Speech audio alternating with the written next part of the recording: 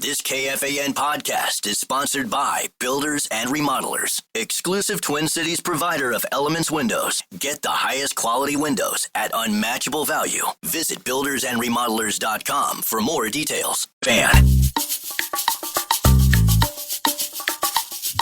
Don't miss the Vikings draft party at US Bank Stadium this Thursday. Tickets are still available at vikings.com/draft party to come take the action of the first round in with us. KFAN is your home for draft coverage. It's presented by Heating and Cooling 2. You can go to heatcool2.com to book your service today. Heatcool2.com. Ben Goessling covers the Minnesota Vikings and is writing and podcasting quite extensively about the NFL Draft, which begins Thursday. At Ben Goessling via the tweet machine to learn more about his writing and the podcasting and the newsletter, etc. This is our Steve's Appliances Marathon segment. By the way, May 1st and 2nd, starting at 11 a.m., big customer appreciation barbecues. Ben and I are stopping by Friday the 2nd to say hello, chat some Vikings football. And Steve'sAppliances.com is the place to go to RSVP and qualify to win a $3,000 GE kitchen set. Steve'sAppliances.com. Steve's Appliances, thank you very much for the marathon segments. And here we are. What did you pull from Kevin O'Connell's presser yesterday? Minnesota Vikings off-season workouts are underway. Yeah, they are. They started yesterday. Players came back into the building yesterday. The questions I was primarily interested in asking was about J.J. McCarthy, because that's going to be the story of the offseason in terms of how he develops, what he's doing on the field, what he's doing in the study room, all of those different things. I thought it was interesting. He talked quite a bit about, he said he's really been able to, kind of hit the gas on the types of throws and the number of throws he's made. And he said, I followed up with it later in the press conference. He basically said he's had already throwing sessions where he's throwing more than he would in a practice or a game. And some of it is just getting back to that point where he is throwing and unloading enough that the workload that comes for him later is not going to be a shock. And I think the fact that he's already doing that was pretty interesting. They've tried to push everything as fast as they can with him, and I think he's been interested in that too. He's not a kid that seems like he wants a lot of time to just kind of take it easy and ease into things. He seems like he wants to just go as fast as he can and go as full as he can. But it's been interesting to hear physically how he's doing, because they certainly, they obviously want to project confidence in what he's doing, but everything they've said in terms of the data points have been suggesting they're pretty happy with where he's at and pretty confident about the workload he'll be able to do throughout the spring. O'Connell basically said he'll have no restrictions. And I thought that was telling on the first day of the offseason, where he's saying, yeah, we're full in with this guy and we don't see any reason to hold him back in terms of the workload. You're an elite scribe. So if it was reported and I missed this, I apologize. But was it ever, did anybody ever drill down on exactly in that Raiders game when he got hurt? Yeah. What was it? Oh, in terms of when it happened? Yeah. No, I don't know that we know exactly. Because I think he came in 2 days later. Because he kept playing. Right. And he didn't come in, I think, until that Monday, because they had that day off. The game was on a Saturday, if I'm not mistaken. Game's on a Saturday. They have Sunday off. He comes in Monday and says, hey, I'm kind of sore. And then they do the MRI and say, yeah, there's a torn meniscus here. So I think there were a couple of moments that people thought could have contributed to it, but I don't even want to get into it because I don't know with enough confidence. I don't want to send everybody scouring for film and say, this is where it happened. I have the Zapruder film of this. But I'm not sure that anybody knows exactly when that moment happened. Well, it's covering all proverbial bases here, checking all metaphorical boxes. What I mean is, all right, under the cover of darkness, this happened. It's so I'm not going to say, is it an absolute, even low key concern? Wow, you know what? This popped up out of nowhere, and he's a tough kid, and he ran through it. Like a little bit of an injury concerns too strong, but I think you know where I'm going here. Needing to hold him back from in the back of your mind, right? Yeah. From a coaching staff standpoint. Yeah, I think there's probably. I'm sure they've thought about some of those things. I think the enthusiasm that he shows is something they're excited about, but I do think there's a little bit of just saying, hey, we need to make sure we're seeing the long term, and you're not going to turn yourself into Tom Brady with a throwing session in April. I mean, you do have to kind of play the long game here. So I think there's part of that conversation. Yeah, I've seen a little bit of that with him just because he is so all in on it and he's so enthusiastic about it that you do have to say, okay, let's temper this just a little bit and see the long game, see the long course of what we're trying to do. I don't, personally speaking, I don't believe either an offer was made to Sam Darnold or anything was significant, with the team being like, hey, great job. Love you. Yeah. Really would love to have you back. Consider this and whatever. So I don't believe, but it popped up on social media. And personally, I believe there to be inaccuracy with that. Then we had the entire Aaron Rodgers situation. Yeah. With McCarthy, I just wonder how we compartmentalized all of that at age 22, because he just turned 22 in January, and worked through it with O'Connell. Yeah, I mean, because it would be very easy to look at all of those things and internalize them and say, this means they're not confident in me, or this means they have questions about me. I could see it being very easy to get your mind to that place. And I think a lot of the conversations that Kevin O'Connell had with him this spring, and he talked about this a little bit down at the owners' meetings, was just wanting to make sure that the discussions were clear and make sure that McCarthy knew it from him before you read it anywhere else of where things are going with Rodgers, because you do have the ability, if there's not clear and consistent communication, everybody kind of says, well, I wonder what this means, and I infer and I assume. And it's very, very easy, if there's an absence of communication and absence of clarity, for your mind to say, let me fill in the gaps here. So I think a lot of that conversation with him was to say, look, this is why we are doing this. This is not an indication that we feel this way or we're worried about this thing. It's, hey, you're 22. You're coming off of a knee injury. There is still a level of uncertainty for this year just because you haven't gone and done it. And we don't want to get into a spot where you are the only option and we are forced to change the timeline because of external factors. I mean, they've been so careful about that I think that's been part of it as well. Right. So, but it is very easy to look at that and say, well, are they giving up on me or are they unsure about me? I think a lot of the reason they had the conversations to the degree that they did was to kind of head some of that off at the pass. What wasn't the tell during this entire thing that we're discussing and they negotiated, Daniel Jones leaving? I mean, because I haven't talked to Daniel Jones about it, but I mean, the assumption here would be good for Daniel. He recognized, you're all in on this guy.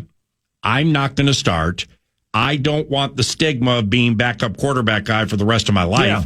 So I'm going to go take this cash, back up the guy who's enigmatic, and give myself a chance to start. Right. Other side of it could be Daniel Jones leaving and departing kind of jump-started some of this. Hey, they might give Sam one and whatever. Hey, they might do this with Aaron Rodgers.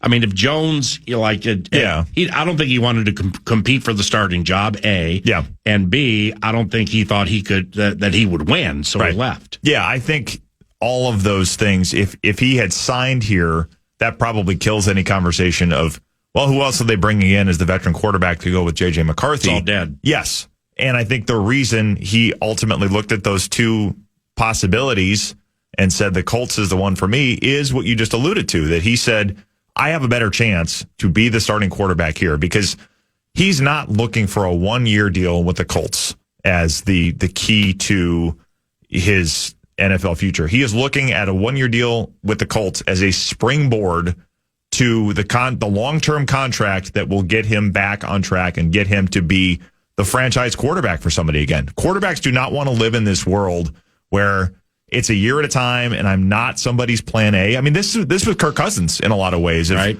the Vikings told me that they're going to draft a quarterback, that means I'm not plan A anymore. I want to go somewhere where I at least think when I sign the contract that I am plan A. And then now the Falcons make the draft pick. And of course that all changes. And that's why we are kind of where we are with him. But quarterbacks don't like to live in a world where they're not at the center of a team's plans, if at all possible, to avoid that. And I think Daniel Jones, that's certainly part of the thinking. I'm sure Aaron Rodgers, as he's going through his deliberations, is thinking about those things too. Where am I going to be unchallenged? Where am I going to be regarded as the guy? If quarterbacks have the chance to get that job or get that type of a situation anywhere, they're going to take it. So Daniel Jones, I'm sure, is thinking, I'm still in my late 20s. I still have a lot of years left where I can be making really good money. And the money is also better if you're the guy, by the way. So I think his thought process was, this is a better opportunity to put up the kind of season that gets me that contract in 2026 than I would have in Minnesota. All right, so go back a year because you just triggered something. Is it absolutely organizational malpractice to permit a quarterback to be driving to an event at a stadium with a draft party and then hear on the radio with the eighth, right? Yeah. With the 8th pick in the 2024 National Football League draft, the Atlanta Falcons select Michael Penix Jr. Yeah. I mean, is that organization, or are they, should they have been obligated to say that we're thinking about this at least? Well, yeah, I mean, because the version I had heard was that he got notification with about 3 minutes before they made the pick that, hey, this is going to be a quarterback here, which is still not very much. Gave him 3 minutes. Yeah, it's not very much. But yeah, I think in general, do you have to do it? No. But if you just signed a guy to a deal that has a no trade clause and guaranteed money through 2026, it seems like, just the slightest courtesy that you could pay to him if you're going to do that. And maybe you're figuring, okay, we signed him to this deal. We're going to make this pick. It's going to get messy anyway. So what do we care? I guess. Just tell him the truth. Yeah. I mean, it doesn't seem like it's your job. He can't stop the pick. I mean, it's not something where he's going to be able to call Roger Goodell and say, hey, I protest. It's not like a wedding where I object to these two, Michael Penix and the Falcons, getting married or something. It's not that. Yeah. So, yeah, I think it's a basic kind of professional courtesy. And I know, people in the Vikings building have kind of looked at that and said, that's not how we did it with him. Yeah. And, it certainly is. You can do it. There's nothing that says you can't. There's no rules against it. But the professionalism of it, I think, would lead a lot of people to say, let's at least give him a heads up. Unless you don't trust him. I mean, unless you're like, you know what, he's going to tell his agent. Agents fuel all of these tweets and information and everything that pops out before the public knows it. Right. So if they couldn't trust him, that would be one thing. But all they had to do was tell the truth. Yeah. Because the plan, I believe, was, we gave you this. You're the starting quarterback. Yeah. We're taking this because we're in the futures business. Yeah. And you're 36. It's your job. Yeah. And it's your job for the entire season. Yeah. Now obviously if things go pear-shaped, you don't have to tell him this, but we're going to go with the kid and see what happens in 2025. But if they just had told him the truth, it wouldn't have been controversial. It's too strong. Cover up is worse than the crime. Right. That's beautifully put by the scribe, Ben Goessling, at Ben Goessling via Twitter. Why do you think it was easier for Harrison Smith to return this year compared to last year? Well, yeah, it was interesting that he said that because, you kind of go through the years and you judge how he reacts in the locker room the last game of the season. And this was the second time he's been pretty emotional. And some of this was probably, not possibly playing with Cam Bynum again, but it was really interesting to hear him say yesterday, this was not as tough of a decision for me as it was a year ago. When you're a year older and your kids are a year older, and how much time do you want to be at home with them? And I think, that those things I know play into his thinking of just, I want to be able to spend a lot of time with my kids at this age too, because everybody knows how fast that goes. But I think a lot of it for him was the year they had last year, the success they had. He enjoys playing for Brian Flores a lot, and the way Brian Flores has kind of unlocked him again, gotten him back to a lot of the things he used to do with Mike Zimmer. He was not doing that in that year with Ed Donatel, and I don't think he was particularly I don't think he was enjoying that a whole. Yeah, he was not particularly enthralled. Thank you, with what he was doing there, and what he gets to do now is much more of what he did for Mike Zimmer, where you're up on the line and you're bailing out at the last second, or you're trying to creep up and you're coming off the edge unblocked and people don't have it set and you can get to the quarterback. I mean, all of those types of things are a lot of what he did with Mike Zimmer, and I know he enjoys the variety and the problem-solving nature of that whole thing. So I think some of that was part of it. I think it's just seeing that this team has a chance to go somewhere, because he brought it up yesterday. He has not played in a Super Bowl. He hasn't played really in all that many playoff games in his career. I think he's at like 8 now. And for a while, he had been at a point where he'd played in more Pro Bowls than playoff games in his career. So there is that thing, too, of I've been a 14-year guy, and I've never played in a Super Bowl. And right or wrong, I will add this. If you win a ring, and I think this is not a great metric, but it does play into it. I've talked to people that vote that say if you've got a Lombardi trophy next to your name, it helps your Hall of Fame credentials. Should it be that? I don't know. I'm not sure that it should. But if he gets one of those, I think he's probably viewed differently if he's riding off into the sunset, holding up a Lombardi trophy with a team that had never won one. I think that whole, narrative and that whole story of how he's remembered changes quite a bit if that's the last image you have of him. Where in your estimation, we're asking you to cast your gaze, but go off last year with what you saw from Harrison. Where does he make his most impact this stage of his career?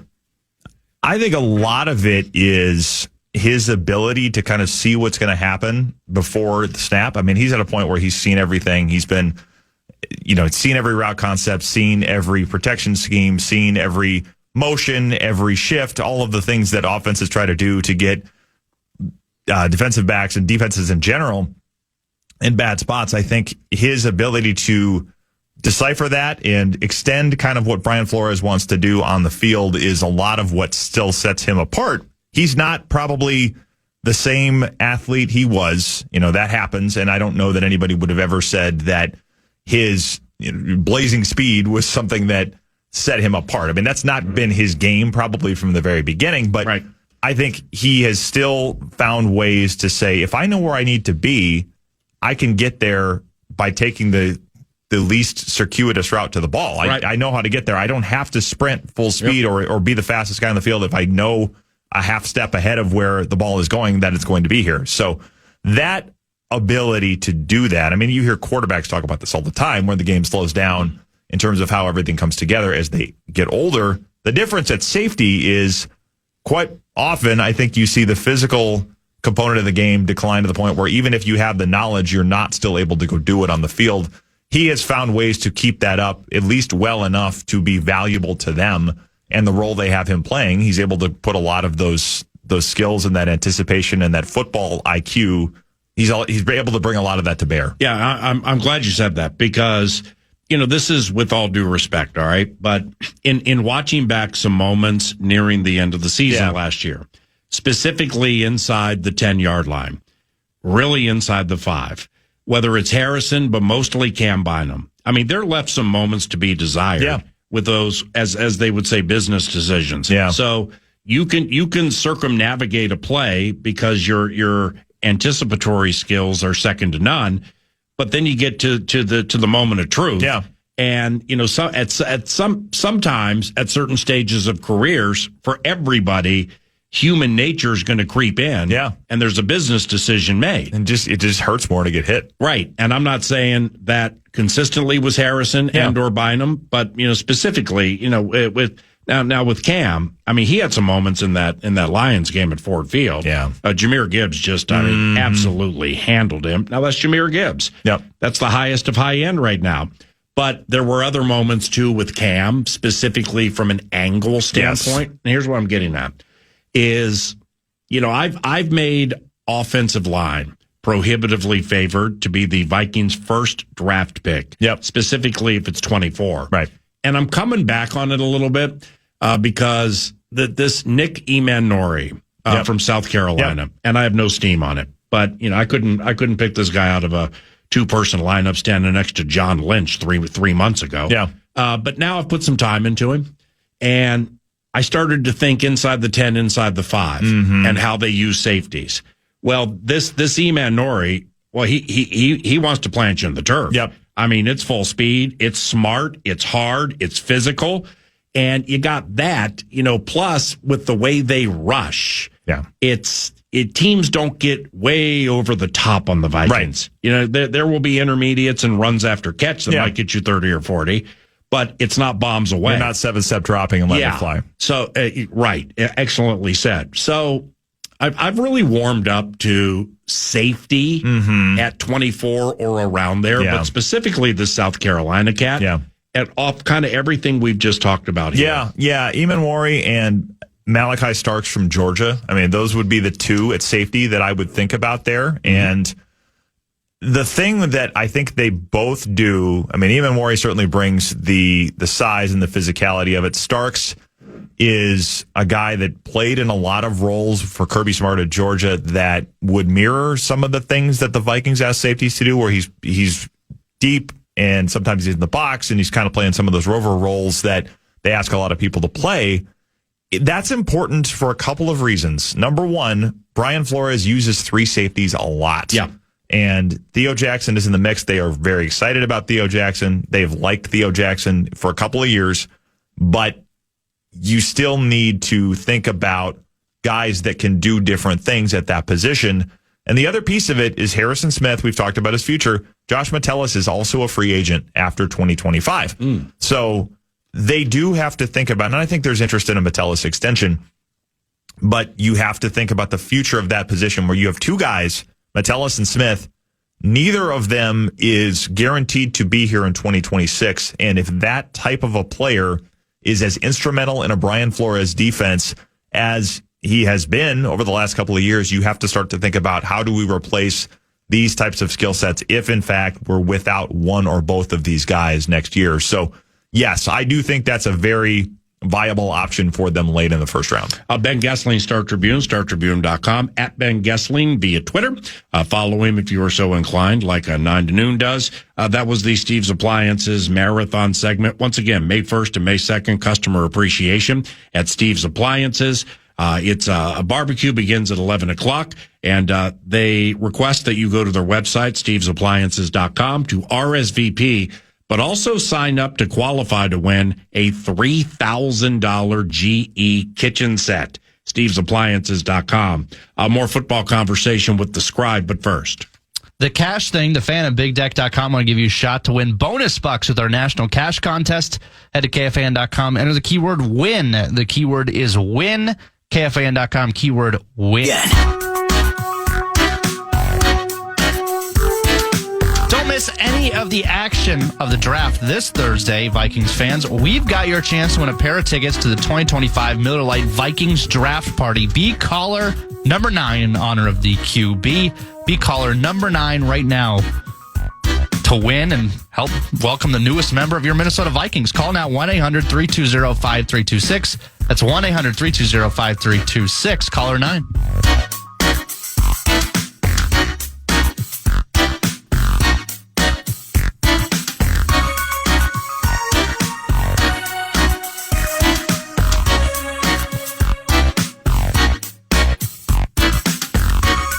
Nine to noon. Isn't that something?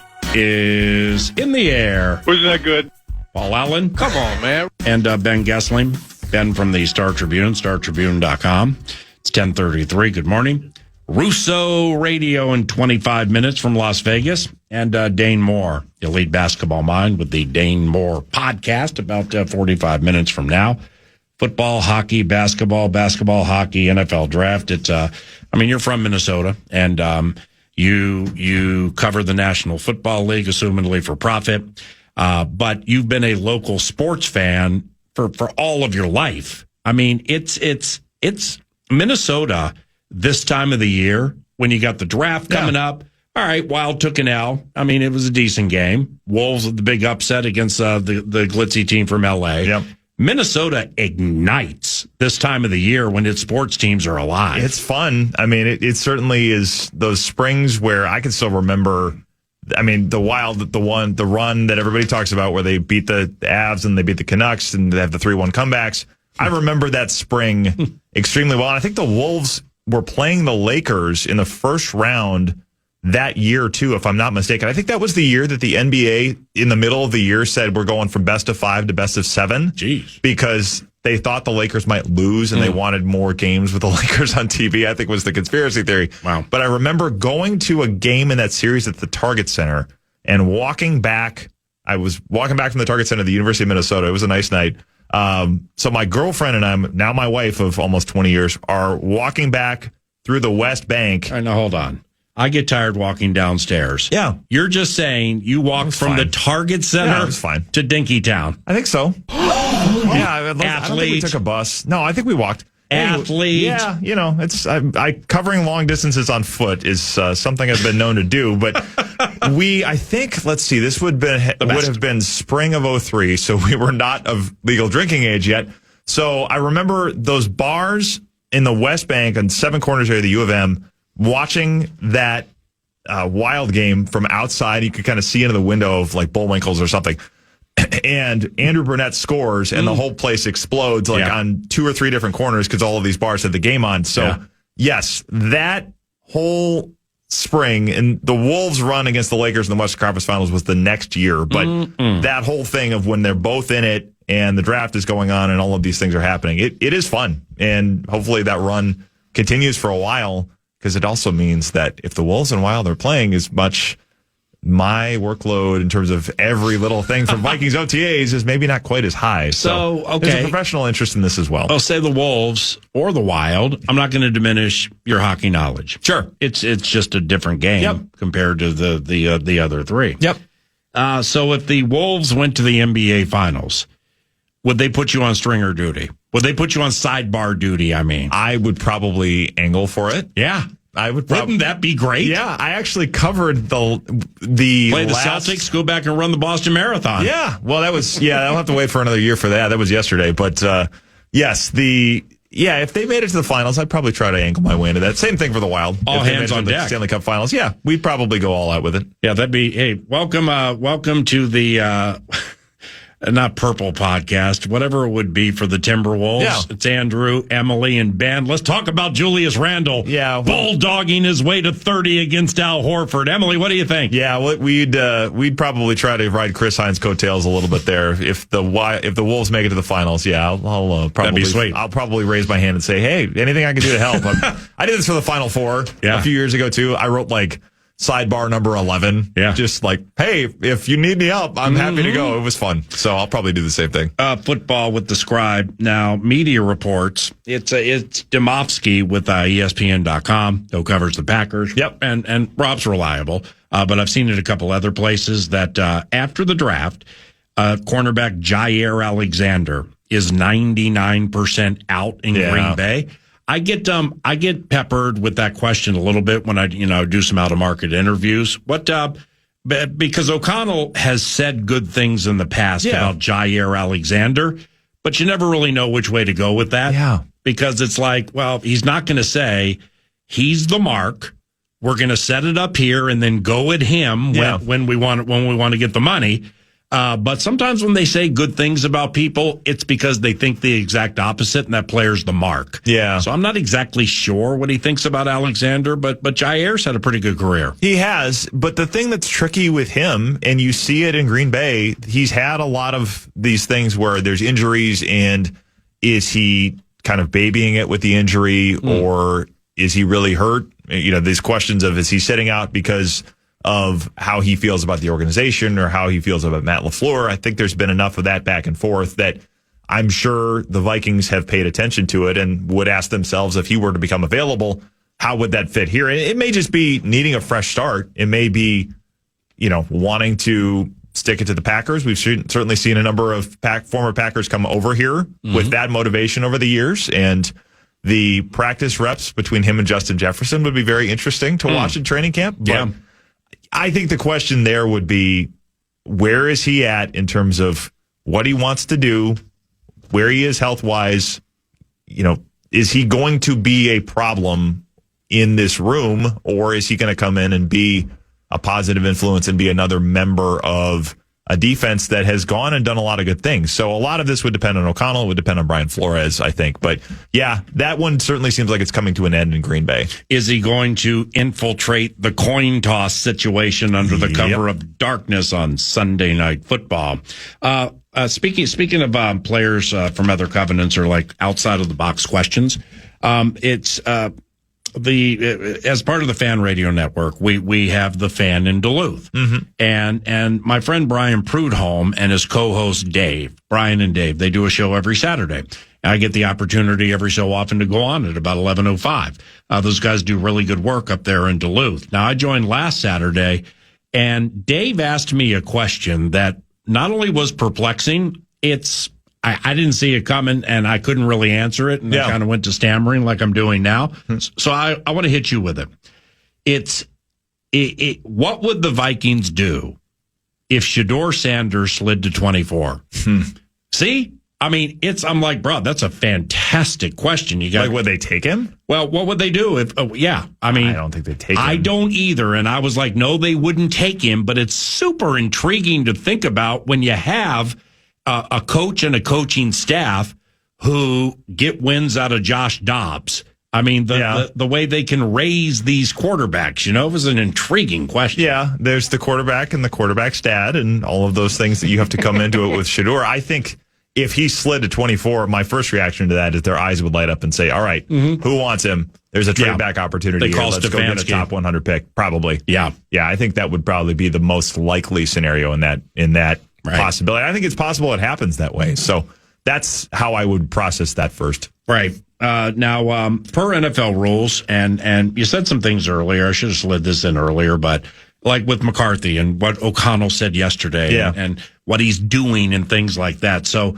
per NFL rules, how does this stage of off-season workouts go? Can they get on the field and create some action? They right now can lift and they can be in meetings, and then in a couple of weeks it goes to like phase 2 of this whole thing where you can be on the field and play catch basically, but it's not a directed practice. It's not coaches saying, hey, we're going to run all of this. And the OTAs really are the first time that you can have something resembling a structured football practice, and those will happen for them this year after Memorial Day. They're a little bit later than they typically have been.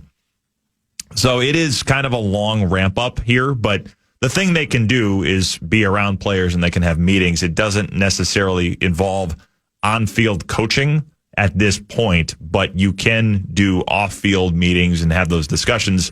And just the time around players is, that basically has started again as of yesterday. And, players will generally be here for the next 7 or 8 weeks. And there's some breaks in there where they'll go home for the weekends and that kind of thing. But, yes, the off-season program, as we know it, started yesterday and will continue until mid-June. So what would happen if J.J. McCarthy, Justin Jefferson, T.J. Hawkinson, Isaiah Rodgers, Byron Murphy, and Jonathan Grenard just happened to get together at Lake Riley in Eden Prairie? Yeah. And let's say there's an offensive coach, not O'Connell, but say a coordinator who lives in Eden Prairie, and he just happened to be walking his dog at Lake Riley. Yeah. And somebody took a picture of it. Like what happens if like that happens? Well, I suppose the discussion would be who organized it. Was this intentional? If it was player directed, I don't think anything happens. I mean, I think if it's player directed, it's fine. So coaches can like lay out a sheet. Yeah. If they take this home and study it. Yeah. And stop there. Because because people get turned in on this when players leave. Yeah. Hey, here's what they do there. Don't tell anybody. Yeah. And all of a sudden somebody gets stuck. But I mean, like, here's a sheet. All of you guys study it. And then those guys are like, wow. And then they get together on their own and they work it out. I bet you that stuff happens all the time. Oh, yeah. And I remember during COVID, this was all of the discussion about when are players getting together. Or, I think I'm trying to remember how this worked. The route that Justin Jefferson used against Stephon Gilmore in the 33-0 comeback with like the return route with an extra move on it. Yeah. It started with Cooper Kupp and Matthew Stafford, I believe. Or no, actually, Cooper Kupp and Jared Goff, I think, during a COVID workout that they did this on a playground throwing session. And it was, hey, everybody sits on this return route this way. Let's add this to it. They brought it back to the building. O'Connell, Wes Phillips, Sean McVay say, hey, that's pretty good. Fascinating. And then O'Connell and Wes Phillips bring it to Minnesota, and then they use it with Jefferson there. So, yes, these things can and do get different iterations and a different life of their own with players. Sometimes in those settings. Who did you take in the LA Times mock draft, beat writer mock draft, led by the great Sam Farmer? Yes, the legendary Sam Farmer. I had a fun conversation just sitting on a fly on the wall with him at the owners' meetings, listening to him to talk to Pete Carroll about the class Pete Carroll still teaches at USC. Wow. Sam sat in on that a week or so ago.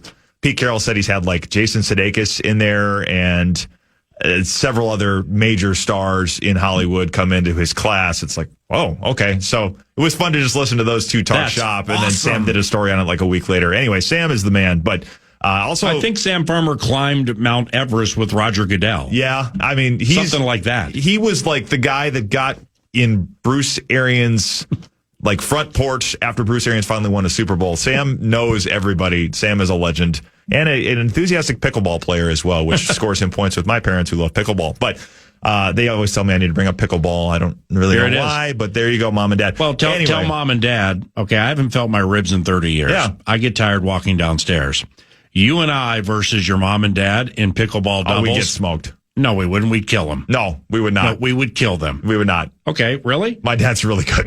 Put me on the team with your mom put me on the team with your dad. Yeah. You play with your mom. We'll see what happens. Yeah, we just hit it at you all the time. All right, Dad. You'd be the weak spot. Dad, it's out there. It's out there. Don't at me. Anyway, Sam Farmer's mock draft. I took Gray Zabel, the lineman from North Dakota State in that one. Zabel. Okay. Yeah, I took him. You can't be hitting us with a Zabel a couple days in front of the drafts. You know what I'm saying? Yeah. So you took Gray Zabel. Yes. I like that. Yep. Okay. I appreciate you. Man, we're out of time. 30 seconds. You think they trade for Cousins after the draft? I think it's possible. I think you'd have to work out money. You'd have to work out how's the role set up. I think there's a chance it happens. I think he'd be interested in it. I don't think they've said no to it. You're a leap. Thank you. Enjoy the draft. Thanks. Ben Goessling, Star Tribune, StarTribune.com. Brett's Breakaways and Brett's Bets up to Russo Radio next. It's a late night game night, and what a better way to watch it with than Carboni's Pizza. Visit one of their 30-plus locations to enjoy delicious pizza and get ready for a Minnesota playoff run. Find your nearest Carboni's today at carbonispizza.com. It's time to drop the puck. All right, the next segment is FIBA. It's Fairness in Brett Blakemore Act, and here's what we mean. Is last time yours truly got together with Brett as he filled in for Nordo, he did something I love when I listen to Beyond the Pond. And Beyond the Pond is the Saturday hockey show from 10 until noon, right? Mm-hmm. Yep, 10 until noon. And I listen to parts of it every single week with Kevin Fallness, Double B, and Mick Tocchet. And then they have interesting guests, like people that I'd never heard of, who have elite hockey takes and stuff. And I just really, really enjoy the show. It's as good a hockey show as you're going to hear on the radio. And it's every Saturday at 10 a.m. All right, so a couple of weeks, I heard this bit. I couldn't remember the name of it, but it's Brett's Breakaways. And like Fallness would throw to him, and you would lead with some hockey takes and or talkers or tidbits, stuff like that. So I dug that. So I'm like, all right, let's slide Brett's Breakaways, right? Yeah. Yep. Let's slide Double B's Breakaways into the covenant, but let's test him, let's push him, and see what his limits are. So maybe we can achieve together. So I added to Brett's Breakaways Brett's Bets. All right, so Brett's Bets. It's like, I don't know if you drive south on 35 and spot up at Diamond Joe's, if you're ever out at the racetrack playing some blackjack, playing some pick fives, I don't know any of that about you, but I've listened to you enough to know that you get the gambling world. The minus 150 plus 130, puck line minus 1.5, puck line plus 1.5, over-unders 5.5, shaded to the over minus 30. You get all that kind of stuff. So I put Brett Blakemore on a task last time we were together, and it was right in front of the Masters. And I'm like, come up with some Brett's Bets. And he's like, cool, I'll do it. Right out of the gate, he's like, Rory McIlroy to win the Masters. Okay, now he's one of the top two favorites. Okay, cool, big deal. My man was 4.5, 5.5 to 1. I'm racetrack raised. You give me 4.5, 5.5 to 1, and it wins. I mean, that's not a win bet. That's a mortgage payment. I always love that one. So identifying hard things like that with Brett's bets, Rory McIlroy will win the Masters, and then he went out and did it. So Brett's bets is our want to know, but we'll begin with Brett's breakaways. What do you got? It's time for Brett Blakemore's breakaway. We got to know. Score!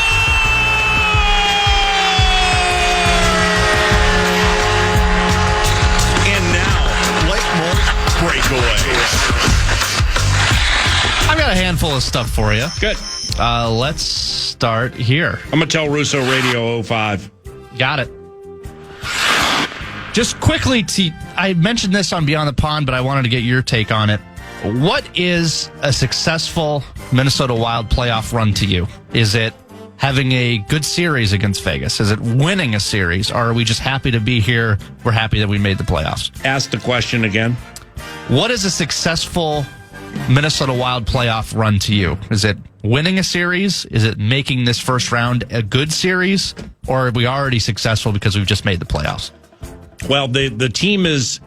So it's like during all this Aaron Rodgers stuff, okay, when I got fed up and I went to tapping, which I don't do much, but I have the ability to tap on people who have the right answer too. I just don't choose to be breaking news guy.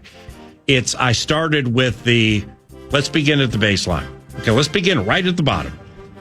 If you believe the Minnesota Vikings are in the market for a veteran backup quarterback, Rodgers is a veteran and he plays the position. So inherently, he's in the covenant, even if it's a 1%. Now, let's move that to the question you just asked about what is success for the Minnesota Wild with this season, correct? Mm-hmm. Okay. Well, yes. Making the postseason is a success. So that already has been accomplished. And even if you get swept out of it, you still get 2 home games of organizational revenue that comes in. So that's a map maker related success. They will look at that as a success. Now, to what level of success? Well, that's where we start to get into fandom, which is subjective. But personally speaking, with everything through which they've gone this year, I mean, Kaprizov is third in the NHL in points when he goes down. And he was en route to best overall season of his career, and he's a high ender in the first place. Then you get the Four Nations, and then you get ancillary things that come out of that. They've just been through a lot. Making the playoffs absolutely was a success. If they don't win this series against a team that absolutely can win the Stanley Cup, I still see the season as a success.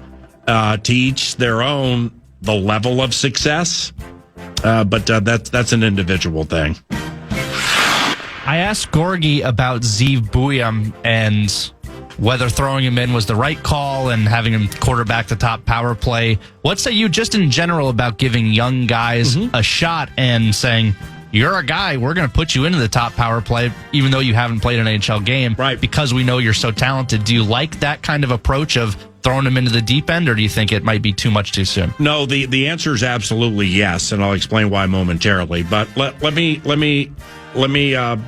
send a breakaway your way. Okay. If it's not Buium executing or leading the power play and being part of the power play, he's the point, right? Yeah. Being the point of the power play. Who would it be? It'd be Faber, or it potentially would be Boldy up there. Okay. He's done that for a lot, too. All right. Wow. Holy cow. And how good are they at it? Well, I know Russo's had his problems with Boldy quarterbacking the power play. I think they're fine at it. I like Faber up there, but I'm always a guy, I like to see something new. Yeah. And if we think we've got something, I want to try something new instead of just going with what we've already seen. So I like it. So the power play the Vegas Golden Knights got, they scored like 4 seconds into it. What role did Buium play in that goal? On that goal? On the PK? Yeah. None. I mean, it was bang, bang. The whole thing went bang, bang, right? Mm-hmm. Okay. It was 5 seconds in. Yeah, unless I'm mistaken here, unless there's an egregious L that I'm missing. I don't mind it in this situation because I think the indoctrination into being the point on a professional power play in the playoffs is the right way to start it because there aren't many penalties called. So therefore, you know what? When we do get an opportunity, I mean, expecting to capitalize on the minimal amount of penalties that are called in all National Hockey League playoff games, that'd be great to score 5 seconds into it. But I think that's a good way to get him into the mix and feeling like he belongs where, you know, allegedly or supposedly the ice will be tilted with the team that has 5 out there compared to 4. So now all of a sudden we're passing here, we're cutting there, we're toe dragging over here, we're waiting. So he gets to see it a different way too from the quarterbacking spot. I'm actually a fan of it, even if they didn't, even if nothing came out of it. I got one bet for you here. Do you like it or not? I love it. I love putting young players out there and giving them a shot, especially when they're talented. 13 minutes was fine. I mean, I didn't think it would be more. If they had him sit out tonight, I'm not offended by that either. You know, because it wouldn't be you're going to sit out because you got picked from behind and you couldn't decide whether to pass or shoot to the right of Aiden Hill. That was ridiculous. And then we had the turnover that led to the Baldy trip. All right, well, those are L's. You know, okay, but that's not who he is for his career. But if you come to the, like if Z William is down, who's elevated? John Merrill, probably. Okay, so it would be Merrill. I'm cool with it, man. I mean, but like I can't even imagine, like I shared with Gorg and Russo Radio's around the corner. With Zeev, he's played in big games, and a lot of them, but he's always the best player, or the second best player, or one of the best players. Bro, you're not even in the top handful, or maybe 2 hands full when you play the Vegas Golden Knights tonight. There are, you know, if it's trying to win a game or win a series, there probably are 9 X amount of players who people would take over you in this current situation. So that has to be eye-opening. That just has to be eye-opening when it comes to the size, the strength, the speed, the lack of calls that are executed by Stripes. And he needed it. I'm horse racing Rays, man. He needed the race. He needed the race. He got beat by several lengths. And the good ones are supposed to improve in the next race. The next race is tonight, 10:15 on KFAN. With the assumption that he's playing, let's absolutely look for improvement. And let's look for Michael Russo of The Athletic and theathletic.com after we get Brett's bet. What do you got? You're 1-0. Really quick. Yeah, I'm 1-0. I doubled down on the Stars, even though they got trounced in game 1. They ended up winning game 2. I got to give you credit for that because with Robertson down, is it Heiskanen or Heiskanen? It doesn't matter. Okay. Yeah. But, I mean, they miss him. Yeah. And they had lost 7 in a row. And Colorado, I mean, when Colorado took that 1-goal lead, made it 2, pedal to the metal, Dallas wanted nothing to do with game 1. I thought they might get blown out again last night. They fought diligently to get that overtime win. So when you were like Stars in 7, I'm like, damn, that's a good take right there, man. I'm going to go even further. Uh-oh. Future bet, Stars to win the Western Conference. Why don't you give me half the money you were going to bet? Then we'll go out back, I'll kick you in the nuts, and we'll call it a day. What kind of odds you get right now? I don't know, but I would imagine can figure it out. Yeah, I imagine they're probably to go to the Stanley Cup. To go to the finals. Final. Oh, to get to the final. Yes. Okay, wow. Winning the Western Conference. Man, that's got to be 7, 8, 9, 10 to 1 with their injury situation, and they lost home ice advantage. I like it. I got respect for that. Thank you. Let's head out to the 702 and chat about the Wild in the NHL with Russo Radio. It's 11:04 at FM 100.3 KFAN.